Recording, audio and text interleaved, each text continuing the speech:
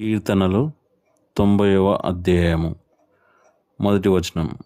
ప్రభువా, తరతరముల నుండి మాకు నివాస స్థలము నీవే. రెండవ వచనం. పర్వతములు పుట్టకమునుపు, భూమిని లోకమును నీవు పుట్టింపకమునుపు యుగయుగములు నీవే దేవుడవు. మూడవ వచనం. నీవు మనుషులను మంటికి మార్చుచున్నావు, నరులారా తిరిగి రండని నీవు సెలవిచ్చుచున్నావు. నాలుగవ వచనం. నీ దృష్టికి 1000 సంవత్సరములు గతించిన నిన్నటి వలెనున్నవి, రాత్రి అందలి ఒక జాము వలెనున్నవి. ఐదవ వచనం. వరద చేతనైనట్టు నీవు వారిని పారగొట్టివేయగా వారు నిద్రింతురు, ప్రొద్దున వారు పచ్చగడ్డి వలె చిగురింతురు. ఆరవ వచనం. ప్రొద్దున అది మొలచి చిగురించును, సాయంకాలమున అది కోయబడి వాడబారును.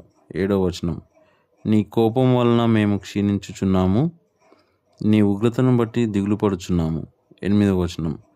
మా దోషములను నీవు నీ ఎదుట నుంచుకొని ఉన్నావు, నీ ముఖకాంతిలో మా రహస్య పాపములు కనబడుచున్నవి.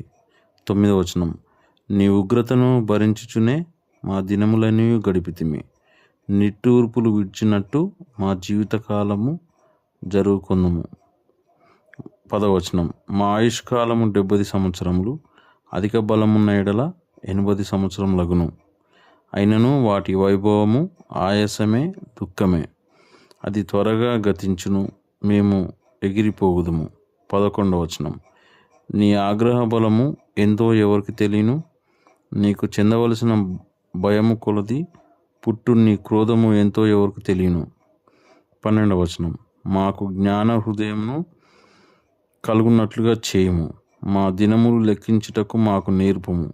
13వ వచనం. యెహోవా, తిరుగుము, ఎంతవరకు తిరగక ఎందువు, నీ సేవకులను చూచి సంతాపపడము. 14వ వచనం. ఉదయమున నీ కృపతో మమ్మను తృప్తిపరచము, అప్పుడు మేము మా దినములనియు ఉత్సహించి సంతోషించెదము. 15వ వచనం. నీవు మమ్మను శ్రమపరిచిన దినముల కొలది, మేము కీడును భవించిన ఏండ్ల కొలది మమ్మను సంతోషపరచము. 16వ వచనం. నీ సేవకులకు నీ కార్యము కనపరచుము, వారి కుమారులకు నీ ప్రభావము చూపించుము. 17వ వచనం. మా దేవుడైన యెహోవా ప్రసన్నత మా మీద నుండునుగాక, మా చేతి పనిని మాకు స్థిరపరచుము, మా చేతి పనిని స్థిరపరచుము.